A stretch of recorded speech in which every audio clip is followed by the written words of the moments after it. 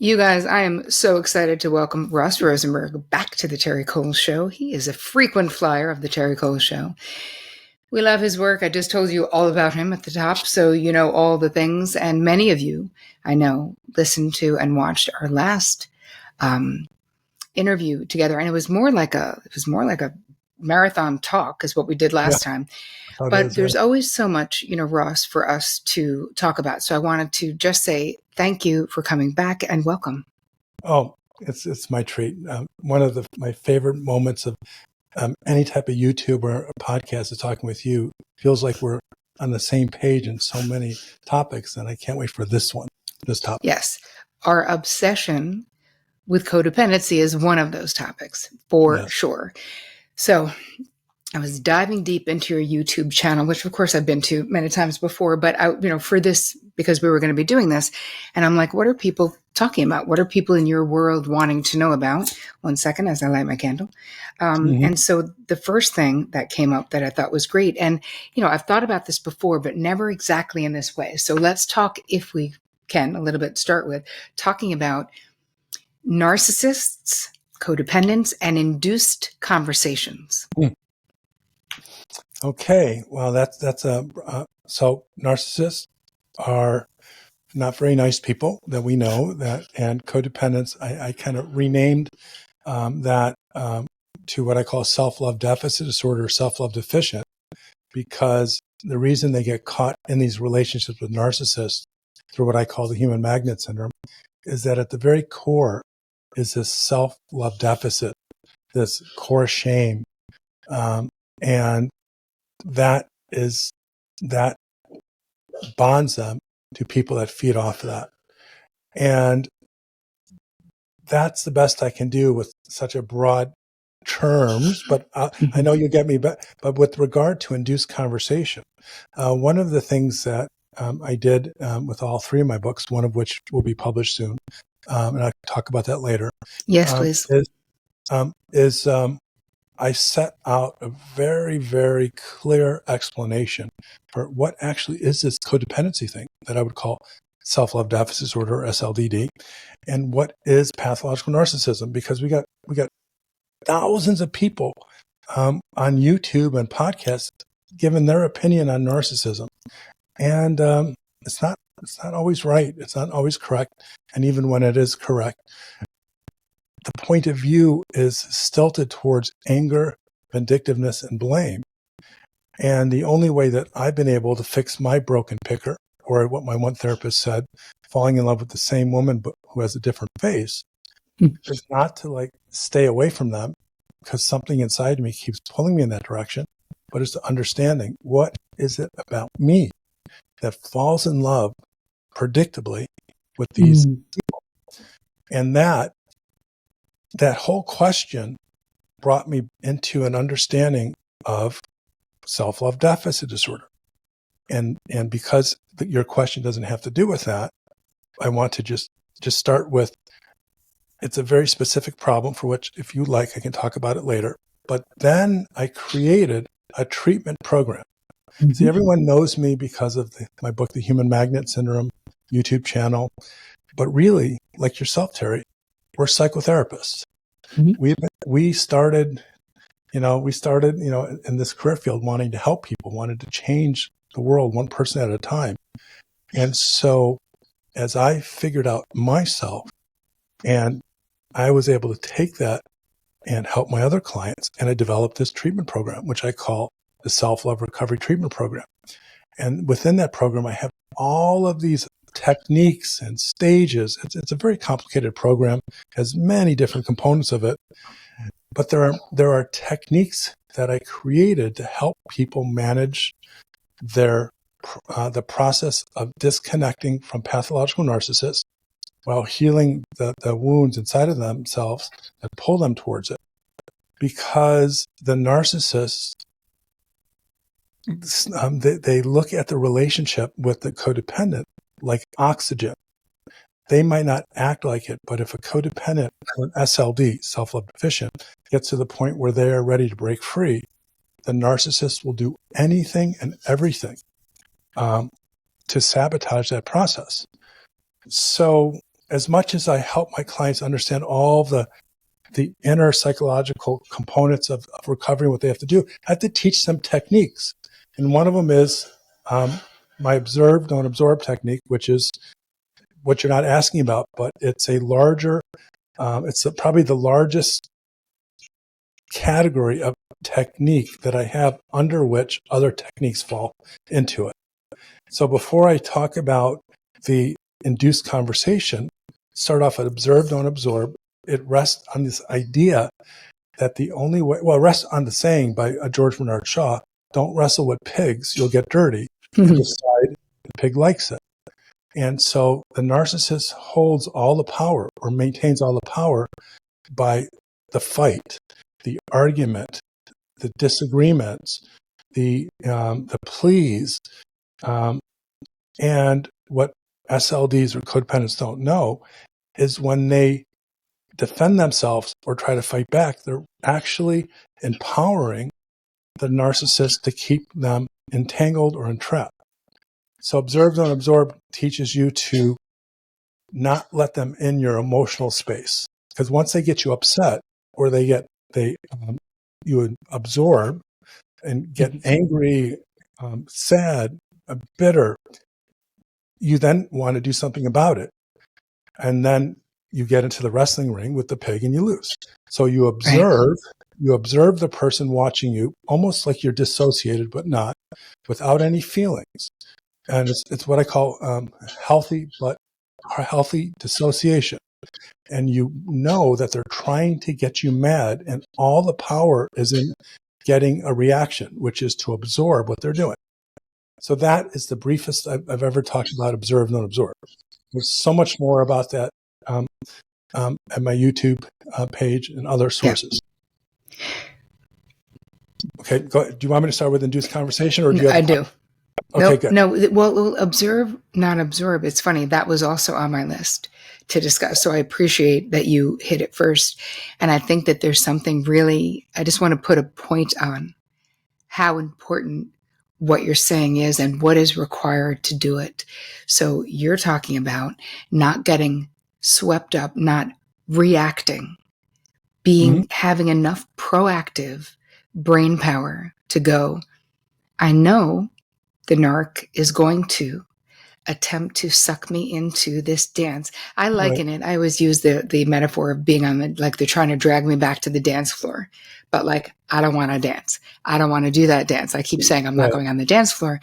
So I think that it's really important though, because for a lot of people, especially if they're co-parenting with a narcissist, you can't just leave the club altogether, right? Like you have to interact with them in some way. So anyway, putting the point on how important it is to see what's going on from, like, as Deepak Chopra would talk about, the power of becoming the observer in our own lives, and how according to him, this is like one of the highest levels of evolution, is when we can observe ourselves without judgment, but with curiosity and compassion. And I kind of think that you're saying the same thing, minus some of those things. Just see what's going on and don't get sucked in, is basically what you're saying there. Yes. Well, yeah, Deepak is going beyond what I'm saying, and it's about spiritual and personal development. And he's as smart and as full of wisdom as any person I've ever known. But what I say is to recognize, because remember, my program is to help people escape narcissistic abuse by looking inside themselves and finding out what is it about them that they do or don't do that keeps them entangled. Because the narcissist, I mean, there are some cases where there's a physical entrapment, but narcissists rely on sabotaging the codependent's defense abilities, defense strategies, to find a way to neutralize what could have been effective.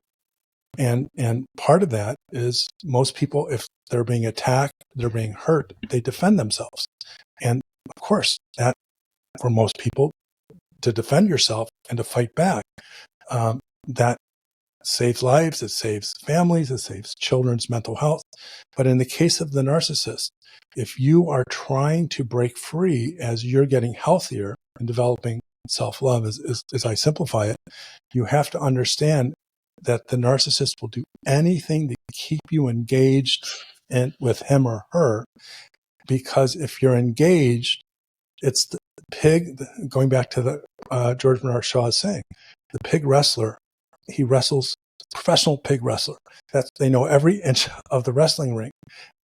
They have all the strength by getting you where they have the most power and control, and that is the wrestling ring, which I call is communication, discussion, answering questions, reacting.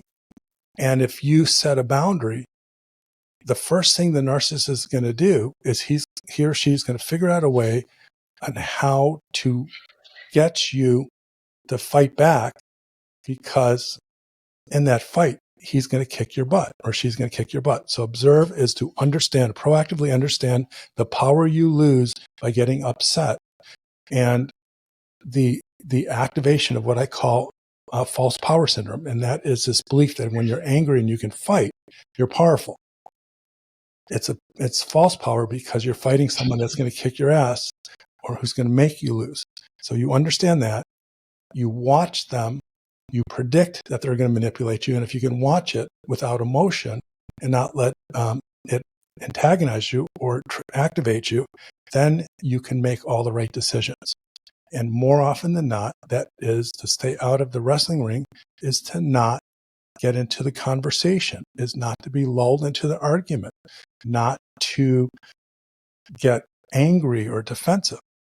So when a SLD, hold on, I have to turn the program off because we're going to have those silly beeps and we don't want that. There we go. So the narcissist, it's like you're taking away their oxygen. They are more afraid of being alone. And part of my human magnet syndrome work, I talk about pathological loneliness. That all SLDs are terrified of being alone, and the pain of being alone is pathological. Well, they have worse fear of being alone. They won't admit it. They won't tell you. But should you try to get out of the relationship, like I said, they will fight like you're taking away their oxygen. And that means they will do anything and everything to keep you in a wrestling ring. So part of that is to understand the technique induced conversation. And that essentially means they're going to figure out a way to get you into a conversation, get you into an argument. SLDs, and by the way, you don't have to be an SLD and narcissist to know that, if let's say you're young and inexperienced and you're dating someone and they want to influence you to like him or her, you have to get a conversation going. You have to charm them, be nice to them. Well, narcissists know if you're breaking free, they have to get you to talk to them. And, and if you don't, they're going to induce it so that you will fall prey to your own instinct to argue. And then they have the power. Right. Think about, it's funny because as a therapist, I've seen all the tactics. And actually, I was watching a video that you have about this, which was great, about all the ways that they'll come back, right? They'll come back to be like, you hurt me and I feel like I have a right to say that. I talk about that. Or something as benign as you left your sweater at my apartment and I just want to get it back to you. Or Bobby's teacher called if you're co-parenting. Exactly. And I think we have to talk about that. I've also seen in my therapy practice, someone wait until, let's say, one of your parents passes away. Yeah. And they reach out, or something happens to you, you get diagnosed with something, and they're like, hey, I don't want anything. I'm just thinking about you.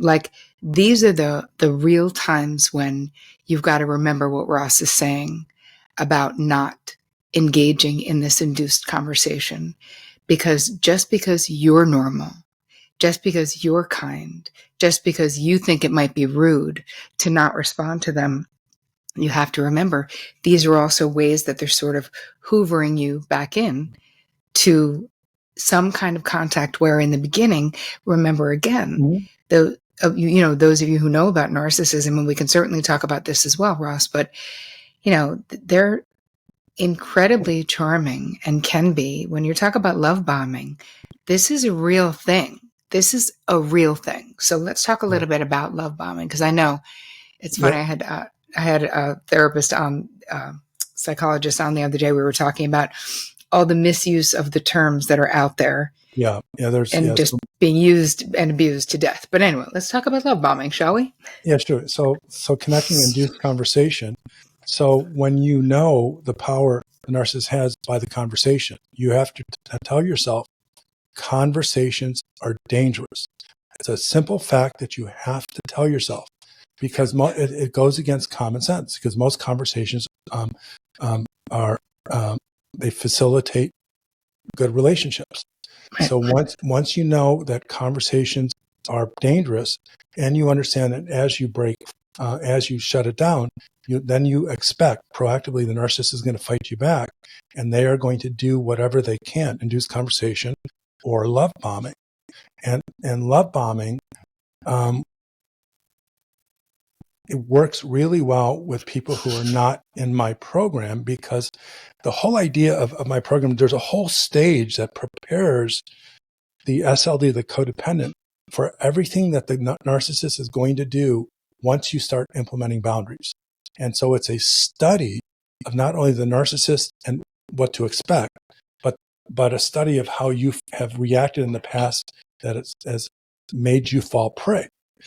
And so love bombing is it. Normally, everyone wants to be loved.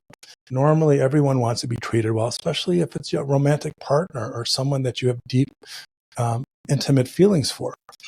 And for an SLD, they often remember the beginning of the relationship. Everything was so beautiful and perfect. There's a term they call limerence, where you're floating on air, you can't sleep, you think about them all the time, you want to be just one with them. And there's this memory, almost delusional like memory, of how beautiful the love was. And because the narcissist can't keep that alive, after limerence fades, they go into their selfish mode, and SLD goes into their selfless mode, and then that's the dance, and they stay together, human magnet syndrome stuff. So the narcissist will do anything and everything to pull the SLD, the codependent, back in the relationship, and they will prey on all their vulnerabilities. And one of them is to show them love, tenderness, kindness. Now, that in itself is not love bombing. That's just to someone who is starved, who has been a victim of neglect, abuse, gaslighting. The affection and niceness is like, and it just makes them say, well, that's the man or the woman I fell in love with. But love bombing is a systematically organized approach to render the SLD helpless against breaking away from you, is to give them what they've always wanted that you never have, to make it seem real, authentic, and then connect to the very human part of their lives, their humanity, to be loved. And presence, tenderness, compliments, or the absence of negativity. And that gets into their head, and it's a trick. Now, there's different forms of love bombing. There's people, you can talk about love bombing in the beginning of a relationship as a technique that people do just to get people to see how wonderful you are when you're not. But the love bombing I'm talking about is when you're trying to break free, and all of a sudden they become the man or the woman that you've always wanted, that you vaguely remember. But if you are working this program, my self-love recovery program, you interpret this the opposite. So when someone says, sweetie, I love you so much, you are so beautiful, and I'm so sorry I didn't say this, I'm so selfish. These roses don't come close to expressing how much I love you. Well, instead of melting and go, oh, if you predicted it, and if anything, you get mad and annoyed, like, but you don't say anything because remember, observe, don't absorb, don't get into the wrestling ring. And you see it as it is. It is invasive, it's predatory, it's manipulative, and it's designed to trick you so it can ultimately entrap you. And that is how you neutralize love bombing, by recognizing it in the very beginning and understanding a person, and this is important, understanding a person who is incapable of loving you cannot all of a sudden become capable of it just because you're leaving. And so you have to, using induced conversation, is step back and don't take the flowers, say no to dinner, or whatever it is, the sweet, kind gestures that they do. Yes. I think that part of what I see with my therapy clients of how hard it is when a narcissist comes back and they've been pining away, even though they know they're bad, they know they shouldn't want them, but then they keep wanting to talk about asking, is it possible? And I see this on the internet too, people asking me, but is it possible for the person to change? And listen, I can't diagnose anyone on the internet, right? Like neither can you. Like we don't know. But my feeling is if you're a diagnosable narcissist, it's unlikely. Now, it doesn't mean you can't change. But in my own experience, you have to want to change, which requires you to admit that you're the problem and that you have a problem. And I'm not saying there's no narcissist ever in the history of life that have done that, but it's not the usual MO that we find with narcissism, right, because usually they're finding fault with the other person, right?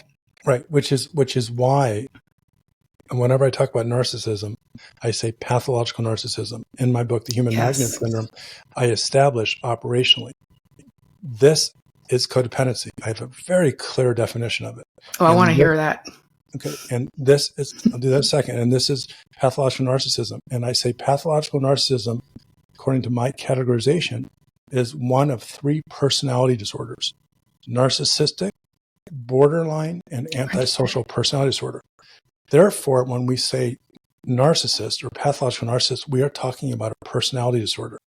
And as we mental health practitioners know, that the probability is abysmal, is using a big word, and I can't pronounce it, is horribly low, abysmally low, is super low, that they can change because the way their brain has developed, they are unable to take responsibility, admit fault. They have very low levels of empathy. They are fragile and need to blame someone else. Therefore, they don't admit they have problems. They blame others. Sometimes they project. And should they want to get help, it's always a last-ditch manipulative effort to save the relationship that has no teeth. So when we talk about narcissists, as I understand that, we're talking about people with personality disorders. And that is why, someone once joked and says to me, says, Russ, well, you're just a relationship or marriage killer. And at first I defended myself and I started thinking about it. And I thought, I guess I am. If someone comes to me and they're an SLD, that means they're according to the Human Magnet Syndrome, they're in love with someone with personality disorder. And should they want to get better, their relationship will fall apart. There's no hope because that person has an incredibly low potential of changing. Yes. Okay, so many things, but let's talk about your definition of codependency. Okay, so you have renamed it self-love deficit disorder, but from the work that you do, which is extensive, and you've been doing it for decades, tell us your definition of codependency. So, in my Human Magnet Center books and this book that I'm going to release in a few months called The Codependency Revolution. Can't wait. In order to explain the Human Magnet Syndrome and why pathological narcissists fall in love with codependents, I had to fix something that is horribly broken in our field, and that is the generalization of people and problems. He's a narcissist. She's a codependent. Well, what the heck does that mean? It can mean anything. And poor codependents get stigmatized just because. So I created a specific definition that is so simple that upon that, we talk about the different types of codependence. So a codependent is someone who gives away all love, respect, caring, trust, and protection in a relationship with the hopes that it will be reciprocated, mutual. But because of the human magnet syndrome, they pick a person with a personality disorder, a narcissist, they don't get it. And they stay in a relationship. Simplifying it, it's a person who gives all the love, respect, caring, trust, and protection with hopes it's reciprocated. They don't get it, and they stay in a relationship. Got it. Then we have 10 personality types. So it's like depression. You can have major depression and you can be like cranky and angry or quiet and sweet. There are so many ways someone with a disorder can look, but depression is depression and codependency is codependency. So on the inverse of that, a pathological narcissist is someone who takes or needs all the love, respect, caring, trust, and protection with no intention of giving, reciprocating, and has little to no empathy about it. So when we understand that codependence, if we simplify it, then we get rid of all this stigma, these character problems of they're weak, they're too loving, they're gullible, because there are so many different types of codependence. And then a book on codependency becomes like 200 pages explaining what a codependent is, but really you're talking about personality traits. So you can be, for example, an active codependent and always chase down the narcissist and argue and try to change them. You can be the passive codependent who just resigns to it all and gives in. You can be the cerebral codependent that reads and goes to therapy. It's oblivious, the anorexic. They all are different, but they all, in their relationships, fall prey to the narcissist and give all the love, respect, caring, trust, and protection. So Right. that is codependency.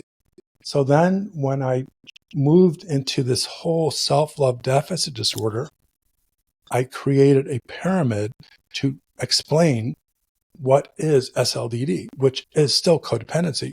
And it's a disorder that is created by attachment trauma caused by being raised in a horribly traumatic childhood environment by a narcissist that created core shame, where you essentially think you're worthless, not good enough, no one will ever love you, creates pathological loneliness, creates an addiction to fill the emptiness of the loneliness. And at the very top is all the traits we know as codependence. So now we understand this whole codependency thing is really a trauma disorder. So that is my. So I have to stop myself because I know I go on and on and on. So that's where I'll stop for now on my definition of codependency and SLDD. I love it. So let me ask you something from, you know how like Marvel characters all have like their origin story. Oh yeah. So Cool. What is your origin story in respect to like what set you up to do what you do? Well, I come from another planet, and my okay. No, I'm not a Marvel character. Okay,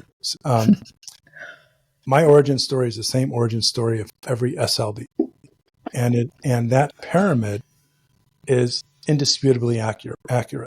Every SLD, and I mean 99%, because I've been doing this a lot of. I'm the type of guy that over time I'll create an idea, and if it's not right, I'll change it. I don't care if I'm wrong. I just want to get it right. And so what I've come to understand, every SLD's origin is being raised by a pathological narcissist and a codependent parent, which means during the important attachment phase, they did not receive the love, respect, caring, trust, the nurturing to make them feel safe in a world where they could just be themselves. And during this cauldron of harm, they found a way to mold themselves to be what the narcissist wants. And that is the simplified birth of codependency is during a time when you should just enjoy life and play and have fun and believe you're special enough to be cared for. You are pushing all that down and finding out a way to make your narcissist happy so that you can be their good one and you can get conditional love. So the origin story is so painful that the trauma of a childhood where you are not happy and you have to push down your basic human needs, it might not sound horribly traumatic to the listener, but if you experience that as a child, it's intensely damaging. And that isn't like any trauma, post-traumatic stress disorder, for example, that trauma responsible for PTSD. If the brain determines that it is too painful to remember, it puts it away, it cordons it off in the part of our brain, the limbic system, specifically the amygdala, so that you don't have to remember it but it's still there and impacts you emotionally. You just don't know it. So my origin story is having a severely narcissistic father, a completely lost but well-meaning codependent mother who wasn't the typical codependent mother who was all sweet, kind, and loving. She actually wasn't very warm and cuddly, but still, remember, codependents come in all sizes and shapes. And I grew up being the apple of my dad's eye, but at a huge cost. And then at age 13, I developed into the person I still am, because I tend to speak the truth, even if it gets me in trouble. And that doesn't work well with narcissists. And so my origin story is at age 13, I went from being daddy's little prince to daddy's bad kid. And all that set me up to replicate that relationship with the women that I would choose through my broken picker, my unconscious processes. Thank you for sharing that. It's kind of interesting though, how all of us have our experiences that make us passionate about helping others.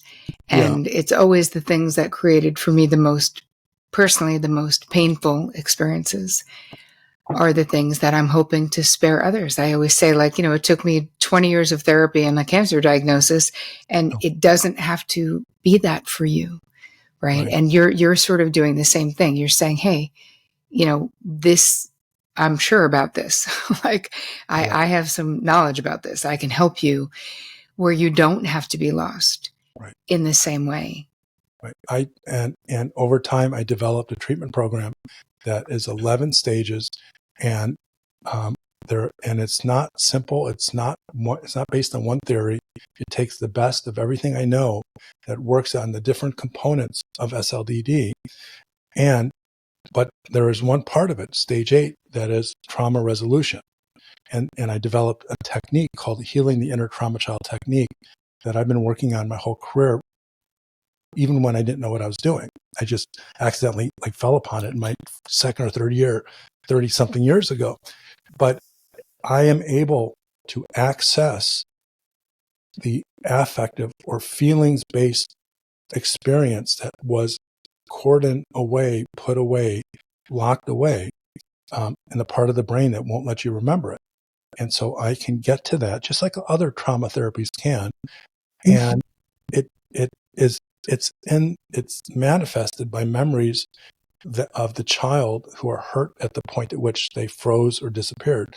And I'm able to get to that and bring it forward, and so that my client can build the relationship with the part that they lost, the trauma, the inner trauma child, and then be able to, because you can resolve something in therapy if someone knows about it. You can't if it's not accessible. And that hitch method actually allows the therapy to finally break through where regular talk therapy would never work. That's why I get and I don't think I'm exaggerating. 75% of the clients I get will tell me, I would say about 50%. 50% of the clients I get will say, I've worked on my family issues. I've worked on my trauma stuff. And I try not to smile because, and I say, oh, okay. But I know they didn't find the person they worked with, even with their best intentions, wasn't able to get to what is invisible that is hidden. And the importance of being able to access that material is, I mean, how can we, I always talk about the awareness raising phase of everything. Like, how can we fix what we're unaware of or what we're in denial of? And with what you're talking about, you're really talking about, it's like way down there, right? It's so painful that it's pushed all the way down. And it really takes a process that is incredibly thoughtful by someone who's been a professional for decades to come up with a way of safely doing it. Because I also worry about when I see different people who are coaches and stuff, and this is not to diss coaching. Like, I think coaching is great. But if I read something where someone says, I'm going to cure your trauma in a weekend. Oh my God. You're not. My eyes roll back in my head. Sorry. See me falling on the floor because it's so misleading and you're not going to. So I want to say that I super appreciate you coming back on the show. I super appreciate your work. I cannot wait for your book to come out. So your what is the name of the new book? The Codependency Revolution. Excellent. It is my book. It's what I call my masterpiece that for once explains exactly what codependency is and explains what we need to know in order to get to the next generation of therapists being able to help others to overcome. Yeah. I love it. So you guys, where can these people find you, Ross? My website would be selfloverecovery.com. The company is Self-Love Recovery Institute. So selfloverecovery.com, or just email us at help@selfloverecovery.com. I got a YouTube channel. You'll talk about, I think you've talked about that already in my introduction. I did. Podcast and all that stuff, where you can also get information and keep up to date with some of the things because I'm constantly discovering things and figuring things out. As long as I am figuring things out in myself and my clients, I'm still trying to create a book, and I say it almost analogously, a book that will probably never get finished because the process of learning keeps happening.